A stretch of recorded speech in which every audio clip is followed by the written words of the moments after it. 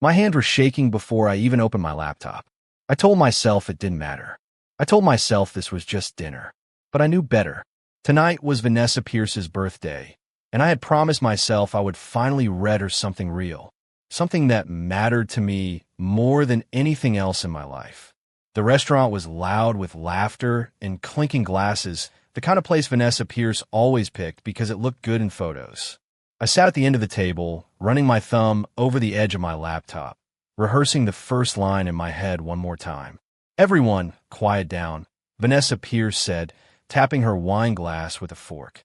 "Ethan has something he wants to share." 6 faces turned toward me. Marcus Reed gave me a small nod from across the table, the only person who actually knew what I was about to do. My stomach twisted, but I opened the laptop anyway. "This is the opening chapter of my novel," I said. "I've been working on it for 4 years." 4 years, someone repeated, half laughing already. That should have been my warning. I read anyway. I read about a boy who loses his father and learns to rebuild himself from nothing. I read the line I was proudest of, the one about grief being a room you never fully leave, just learn to decorate differently. My voice cracked once, right in the middle, because the story was really about me. When I finished, there was silence. Then Vanessa Pierce laughed. Not a polite laugh. A real one, sharp and short, the kind that makes a whole table stop breathing. "Vanessa," I said, "what's funny?" "Ethan, come on." She wiped under her eye like she was crying from laughing so hard. "You've been writing this thing since college. It's pathetic. For years of your life, gone, for a story that's never going to be a real book. It's not finished yet, that's. It's never going to be finished," she said, "because you're not a writer. You're a guy who works at a print shop and pretends he's better than the job he actually has." The table went quiet in a different way now. Uncomfortable. Marcus Reed put his fork down. "Vanessa," Marcus Reed said, "that's enough." "No, it's not enough, Marcus. Somebody has to say it." Vanessa Pierce turned back to me, and her voice softened just enough to sound like concern, which somehow made it worse. "Ethan, I love you, but you need to hear this. You will never be more than a print shop employee playing pretend. I've watched you waste 4 years on a fantasy. I can't watch it anymore." I closed the laptop. My hands weren't shaking now. They were just cold. "Say something," Vanessa Pierce said, almost daring me. I couldn't. Everything I wanted to say was stuck behind the sound of her laugh, still echoing in my head. So I said the only thing I could manage. "Happy birthday, Vanessa." I left before dessert. Marcus Reed followed me out to the parking lot, jogging to catch up. "Ethan, wait up." "I'm fine." "You're not fine. You're walking like someone just hit you." "Someone did." I stopped by my car and looked back at the restaurant window, at Vanessa Pierce laughing again with her friends like nothing had happened. 4 years, Marcus. She just called 4 years of my life pathetic in front of everyone. She's wrong. Is she, though? I asked. "I work at a print shop. I write at night because I'm too tired to do anything else." Maybe she's right, and I've just been too scared to admit it. "Ethan Cole, look at me." Marcus Reed grabbed my shoulder. "That story you read tonight was good. I don't know books, but I know when something's real, and that was real. Don't let her decide what your life is worth." Easy for you to say. You're not the one who just got humiliated in front of 6 people. "No," Marcus Reed said, "but I've known you since 4th grade, and I've never once seen you quit anything. Don't start tonight." I didn't believe him that night. I went home, opened my laptop, and stared at the file for a long time before I finally closed it without deleting anything. That was the only small victory I had. 3 days later, my phone buzzed on my kitchen counter while I was making coffee. A text for Vanessa Pierce. "I think we both know this isn't working anymore. I've been seeing someone else for a while now. His name is Derek. I didn't want to do this over text, but I don't think either of us wants an awkward conversation. I'm sorry, Ethan. I hope you figure out what you actually want to do with your life." I read it twice, then a third time, waiting for the words to change, to somehow mean something different. They didn't. For years. A birthday dinner. A laugh I would hear in my sleep for weeks. And now a text message, ending it all like she was canceling a dinner reservation.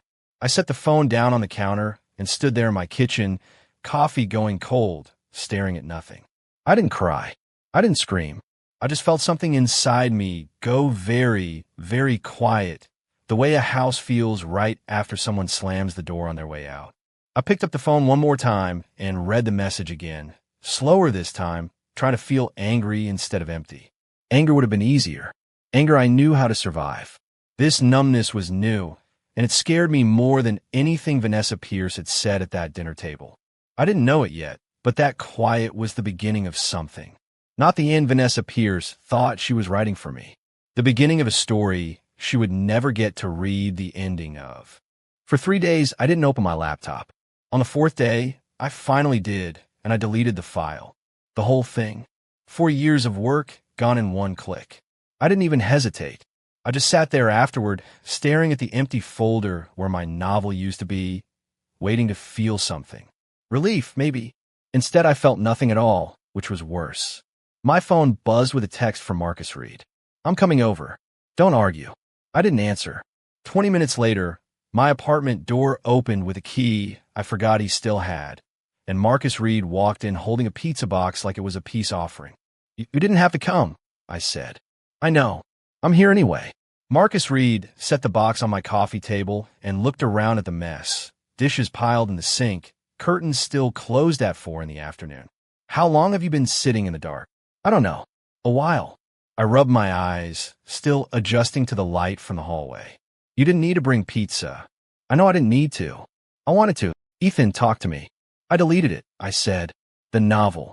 All of it." Marcus Reed went still. "You deleted 4 years of work.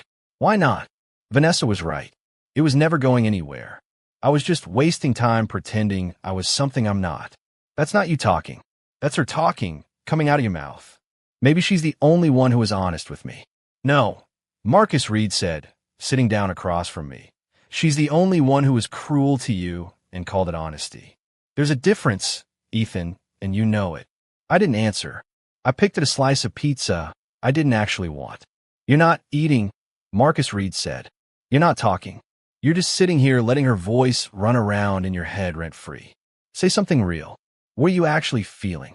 "Like an idiot," I said finally. "Like I gave 4 years of my life to something stupid, and everyone at that table knew it before I did." Or, Marcus Reed said, "You gave 4 years to something that scared you enough to matter, and one person made you feel small for trying." That's not the same thing. I didn't have an answer for that. We sat in silence for a while, the pizza going cold between us, until someone knocked on the door. Marcus Reed answered it. My sister, Olivia Cole, walked in without waiting to be invited, the way she always did. "I heard what happened," Olivia Cole said, dropping her bag on my counter. "Marcus texted me." "Of course he did." "Ethan, you deleted your book?" "It's gone. Doesn't matter now." Olivia Cole crossed her arms and looked at me the way she used to when we were kids, and I'd broken something and tried to hide it. "Can I say something you're not going to want to hear?" "Do I have a choice?" "Not really." She sat down on the arm of the couch. "You let Vanessa's opinion become your own voice. For 4 years, you wrote because it mattered to you. One bad night, and suddenly her words are the only ones you believe. That's not heartbreak, Ethan. That's giving someone permission to live in your head after they've already left the house." She said, "I'll never be more than a print shop employee playing pretend." And you believed her instead of yourself. What? I didn't have an answer for that either. Olivia Cole didn't push further. She just let the silence sit there, heavy and honest, until Marcus Reed finally stood up and said he had to get back to the shop. 2 days later, I went to the public library, mostly to get out of my apartment. I wasn't looking for anything. I was just walking between the shelves when a voice stopped me. "Ethan? Ethan Cole?" I turned around. A woman with dark hair and a stack of books in her arms was smiling at me like she already knew who I was. It took a second before it clicked. "Grace Whitman," I said, "from the workshop." "Wow, it's been, 3 years?" "Almost 4, Grace Whitman said.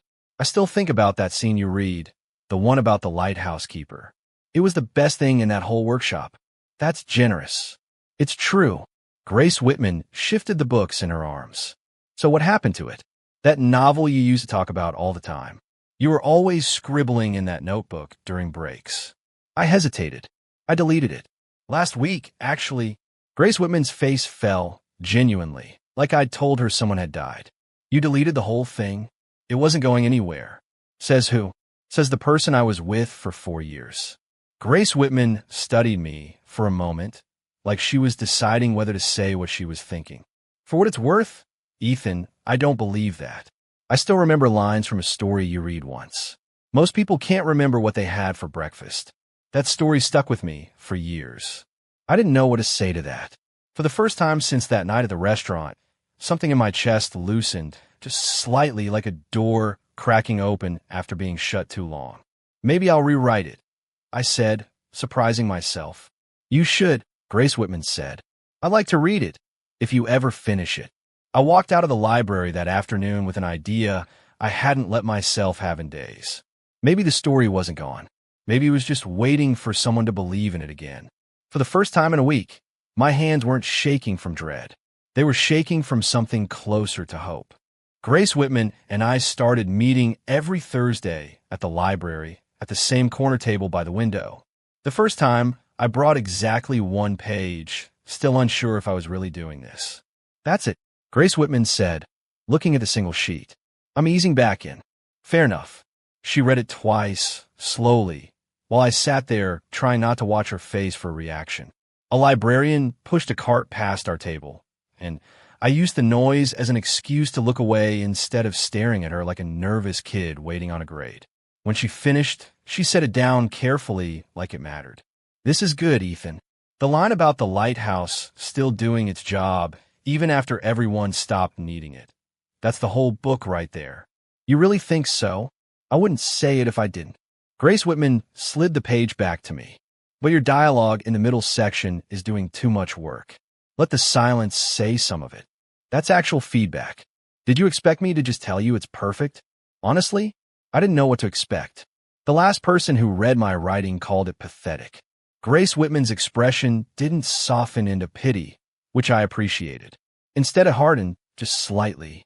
Then that person wasn't reading it right. Encouragement and honesty aren't opposites, Ethan. You can tell someone the truth without trying to destroy them. I brought 3 pages the next week, then 5. Grace Whitman read every one carefully, marked them up with actual notes, and never once made me feel small for needing to hear them. Around the same time, I ran into Professor Daniel Hayes at a coffee shop near the college. He looked older than I remembered, grayer at the temples, but his eyes lit up the second he recognized me. Ethan Cole, I haven't seen you since you walked out of my workshop with that lighthouse story. You remember that? I remember every student who had something real to say. Most don't. Professor Daniel Hayes sat down across from me without asking. So, tell me you're still writing. I'm trying to be. Trying isn't writing. What happened? I told him the short version. The breakup, the manuscript I deleted and was now rebuilding from memory and old notes. Professor Daniel Hayes listened without interrupting, then leaned forward. Here's what I'm going to tell you, and I want you to actually hear it. Talent gets you a first page. Discipline gets you a finished book. You have the first part. The question is whether you're willing to do the boring, difficult, unglamorous work of finishing it. I want to. Then prove it. Send me 10 pages by next week. Real pages, not excuses. 10 pages in a week is a lot. It's exactly enough to prove whether you're serious. Writers who wait for inspiration end up with nothing. Writers who show up on schedule end up with books. Professor Daniel Hayes tapped the table once, like he was closing an argument. I've seen more talented students than you disappear because they let one bad night convince them they had nothing to say. Don't be one of them. I left that coffee shop with something I hadn't felt in a long time. Pressure that didn't feel like punishment. It felt like someone finally expecting something from me again. That night, Marcus Reed called while I was outlining a new chapter. You're not going to believe what I heard, Marcus Reed said. What? Ran into a guy who works with Derek Sanders. Says things aren't as perfect as Vanessa's been posting online. Marcus, I don't need to hear this. I think you do. Apparently, Derek controls everything. Her schedule, what she spends, even who she hangs out with. The guy said Vanessa looked miserable at some work dinner last week. I sat with that for a second, waiting to feel something like satisfaction. It didn't come. I don't want to be the guy who feels good about someone else's misery, Marcus. I'm not saying be happy about it. I'm just saying, maybe the version of her you saw at that birthday dinner isn't the whole story. Maybe she's not doing as great as she wants everyone to think. Doesn't change anything for me. Doesn't it, though? Aren't you even a little? No, I said, and I meant it more than I expected to. I'm not going to build my life around what happens to hers. I've got 10 pages due to Professor Hayes by next week, and honestly, that matters more to me right now than anything happening to Vanessa. Marcus Reed was quiet for a second. That's the first time you've sounded like yourself since the breakup. Maybe he was right. I hung up the phone and looked at the blinking cursor on my laptop screen, the outline for Chapter 4 staring back at me. I thought about revenge, about how easy it would be to imagine Vanessa Pierce's life falling apart and calling that justice. But that wasn't the story I wanted to write, and it wasn't the man I wanted to be. So I closed the browser tab where I'd almost search her name, and I opened my manuscript instead. I wrote until 2 in the morning, filling pages with everything I'd been too afraid to say out loud. The humiliation, the doubt, the strange, stubborn hope that kept dragging me back to the keyboard every night. Grace Whitman believed in the story. Professor Daniel Hayes believed I could finish it. For the first time since that birthday dinner, I believed it too. I wasn't chasing revenge anymore. I was chasing something better, proof on the page that Vanessa Pierce had been wrong about me. I finished the manuscript on a Tuesday night at 11:47, sitting on my kitchen floor because my desk chair had finally given out weeks earlier and I never replaced it. I read the last line 3 times before I let myself believe it was real. The next morning, I called Professor Daniel Hayes. "It's done," I said. "The whole thing. I finished it. Send it to me today," he said. "I want to read it before you touch it again." 2 days later, he called back. "Ethan, this is good. Genuinely good. I want you to send it to an agent I know. Sophia Lane. She's sharp, she's hungry, and she reads fast. You really think it's ready? I think if you keep tinkering with it out of fear, you'll ruin it. Send it." I sent the first 3 chapters to Sophia Lane that same afternoon, my hands hovering over the mouse for a full minute before I clicked send. Then I did what every writer does after submitting something. I try not to think about it, and failed completely. For days passed. I checked my email obsessively, refreshing it during breaks at the print shop like a man checking a lottery ticket. On the 5th day, an email appeared with Sophia Lane's name in the subject line. "I love these 3 chapters. Send me the full manuscript today. I want to read the rest before the weekend." I read it twice, then called Marcus Reed, who answered on the first ring. "An agent wants my full manuscript," I said. "Ethan, that's huge. That's actually huge. It's not a deal. It's just a request. It's a request that means someone with actual power in that world thinks you're good enough to keep reading. Let yourself be happy about it for 5 minutes."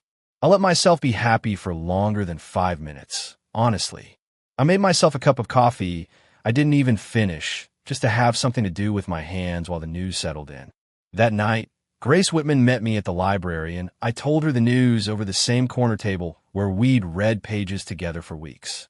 "I told you," Grace Whitman said, smiling in a way that made the whole library feel brighter. "I told you it was good. You did. I should have believed you sooner. You believe it now. That's what matters."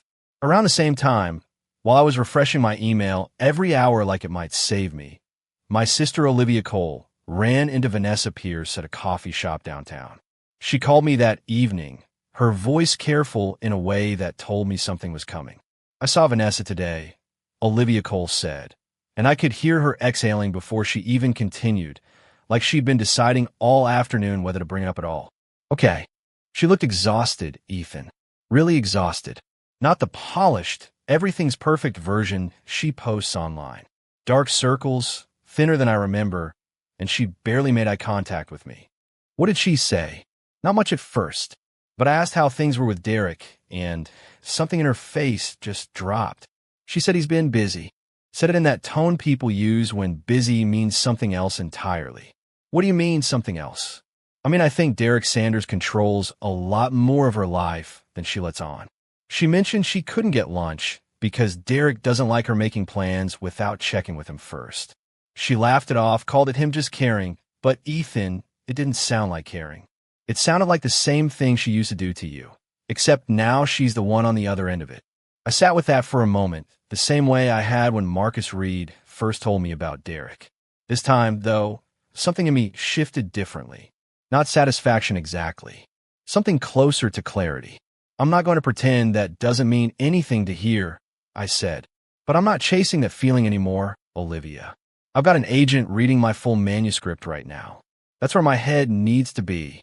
I'm not telling you to chase it, Olivia Cole said. I'm telling you because I think it matters that you see it. The version of Vanessa who humiliated you at that dinner isn't untouchable, Ethan. She's not living some perfect life while you're struggling. She's struggling too, just quieter about it. Maybe that's karma. Maybe it's just life. Either way, it's not my job to fix it or gloat over it. That's a healthier answer than I expected from you a year ago. I've had a lot of practice lately, I said, and for the first time in the conversation, I actually laughed. After we hung up, I sat by my window for a long time, watching the street below, thinking about how strange it was that the two of us, Vanessa Pierce and I, had ended up moving in such different directions from that same birthday dinner. She was disappearing into someone else's control. I was finally becoming someone Professor Daniel Hayes believed in, someone Grace Whitman believed in, someone Sophia Lane thought was worth staying up late to finish reading. I didn't know yet what Sophia Lane would say about the rest of the manuscript. But for the first time since that humiliating night, I wasn't afraid of the answer. I had already survived the worst thing Vanessa Pierce could say about me. Whatever came next could only be better than that. I turned off the kitchen light, picked up my laptop, and opened a blank document anyway, just to see what else was left in me to write. The call came on a Wednesday, right in the middle of my shift at the print shop. I saw Sophia Lane's name on the screen and stepped outside before I even answered. "Ethan," she said, "are you sitting down?" "I'm standing in a parking lot, actually." "Then hold on to something. I took your manuscript to Riverton House, and they want it. They're offering a deal. It's not huge money, but it's real money, and it's a real book deal, Ethan." I didn't say anything for a second. The words weren't landing the way I expected them to. "Ethan, are you there?" "I'm here. 4 years ago, I was writing this on my lunch break, and now you're telling me someone wants to publish it." "I'm telling you someone wants to publish it," Sophia Lane said. "Congratulations. You earned this." I hung up the phone and stood in that parking lot for a full minute, laughing at nothing, at everything. Then I called Marcus Reed. "They want it," I said, before he even finished saying hello. "Marcus, they want the book." "Wait, the book. Your book. My book. Riverton House." Sophia just called. "Ethan Cole, I'm closing the shop early. We're celebrating tonight, no arguments." Marcus Reed wasn't lying. By 7 that evening, my apartment was full.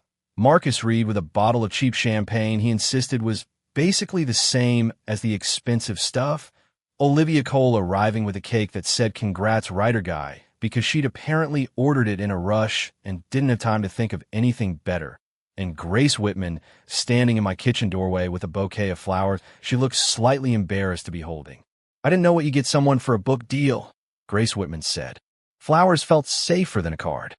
"Flowers are perfect," I said, and I meant it more than the words probably showed. "To Ethan," Marcus Reed said, raising his glass of champagne, "who deleted his book, undeleted his life, and proved every single one of us right. Also proved himself right, which I think matters more." "To Ethan," Olivia Cole and Grace Whitman echoed. And for a moment, standing in my small, crowded apartment with people who actually believed in me, I felt something I hadn't felt in months.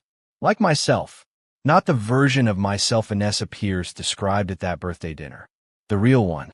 Later, after Marcus Reed and Olivia Cole had gone home, Grace Whitman stayed behind to help me clean up, even though I told her she didn't have to. "I'm really proud of you," Grace Whitman said, drying a glass. "I don't think I've told you that directly yet.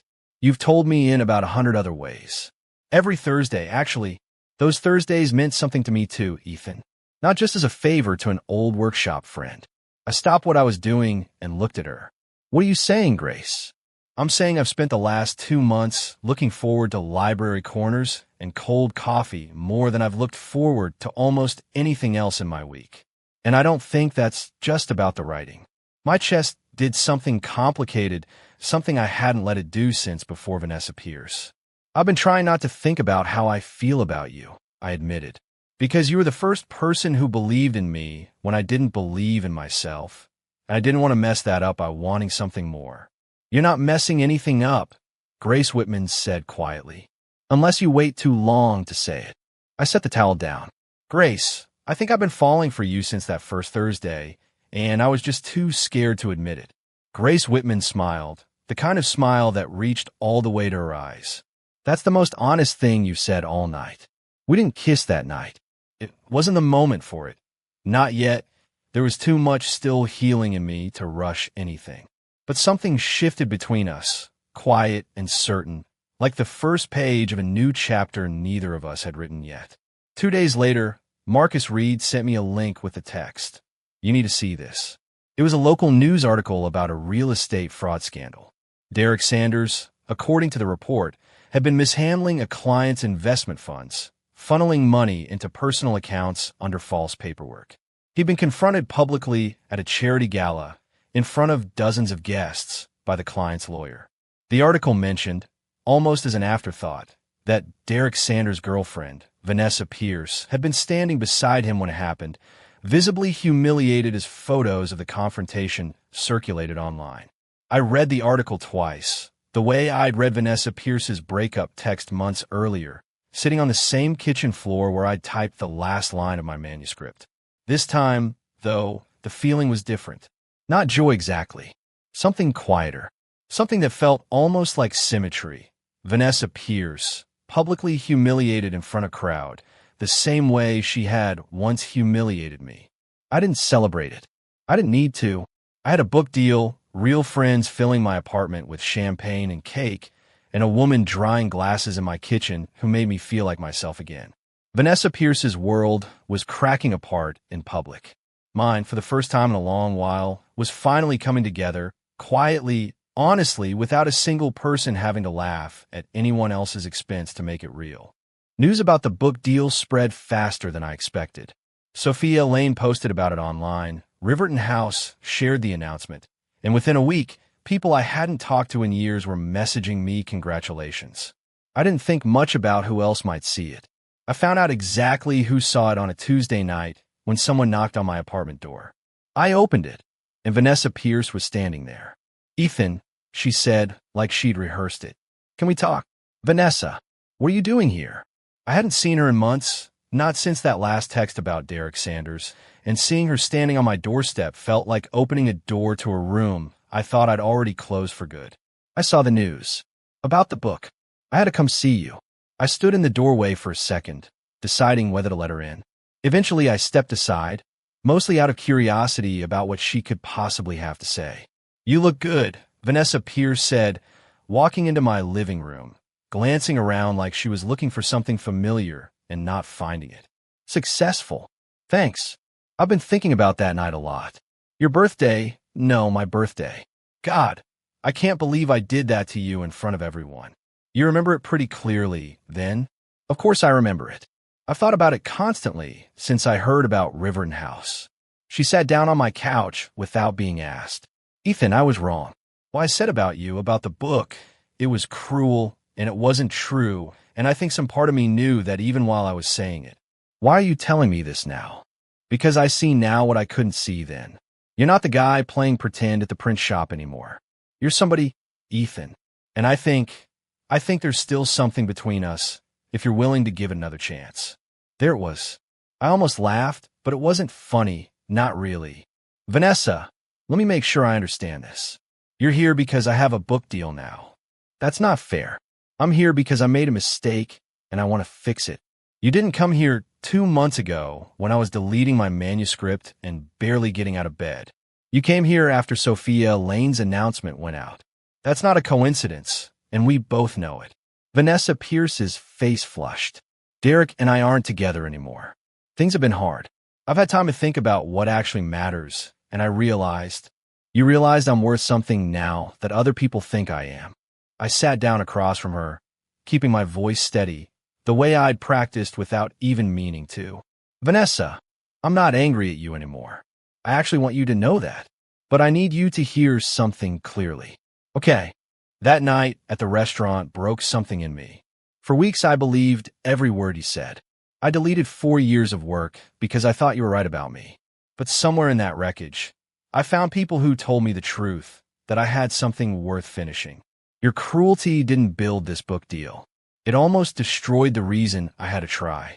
I built it back myself, with people who believed in me before I ever had a reason to believe in myself. Ethan, please. I'm asking for a second chance. I know you are. And I'm telling you the door's closed, Vanessa. Not out of anger. Just because I finally understand what I actually want. And it's not someone who only sees my worth after the world confirms it for her. Vanessa Pierce's eyes filled. And for the first time since I'd known her, I watched her actually let herself cry in front of someone instead of controlling the moment. I really am sorry, Ethan. I believe you, I said, and I meant it. I just don't think sorry changes where we stand now. She left a few minutes later, quietly, without the performance she usually carried into every room. I watched from my window as she walked to her car, and for a moment I felt something like sadness, not for myself, but for the version of her that might have existed if she'd chosen kindness back when it actually cost her something. I called Grace Whitman that same night, needing to hear her voice more than I wanted to admit. Vanessa showed up at my apartment, I said. She wanted to get back together. How do you feel? Relieved, honestly, and sure for the first time in a long time, about exactly what I want. Which is, you, Grace. Not because you're convenient or because you showed up at the right time.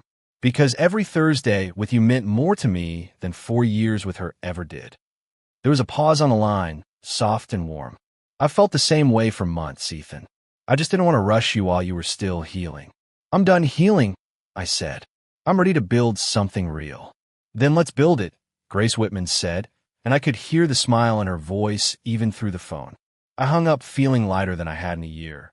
Not because Vanessa Pierce had finally apologized, but because her apology no longer had the power to change anything about the life I'd already chosen to build without her.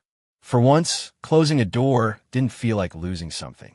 It felt like finally locking it behind me and walking towards something better.